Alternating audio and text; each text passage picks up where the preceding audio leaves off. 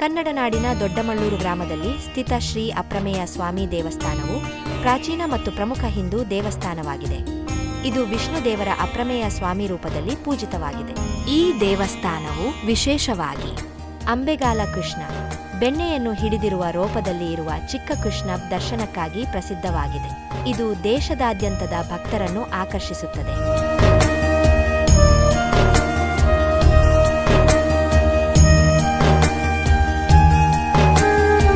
ವಿಶೇಷವಾಗಿ ಮಕ್ಕಳ ಒಳ್ಳೆಯ ಸ್ಥಿತಿಗೆ ಆಶೀರ್ವಾದವನ್ನು ಪ್ರಾರ್ಥಿಸಲು ಈ ದೇವಸ್ಥಾನವು ಶಾಂತ ಮತ್ತು ಆಧ್ಯಾತ್ಮಿಕ ವಾತಾವರಣವನ್ನು ಹೊಂದಿದ್ದು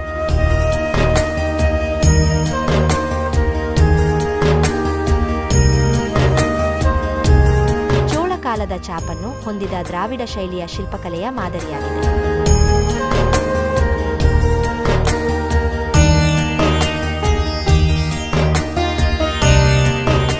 ಕೃಷ್ಣ ಜನ್ಮಾಷ್ಟಮಿಯ ವಿಶೇಷ ಆಚರಣೆಗಳು ಮತ್ತು ಇತರ ಧಾರ್ಮಿಕ ಕಾರ್ಯಕ್ರಮಗಳು ದೇವಸ್ಥಾನದ ಸಾಂಸ್ಕೃತಿಕ ಮಹತ್ವವನ್ನು ಹೆಚ್ಚಿಸುತ್ತವೆ.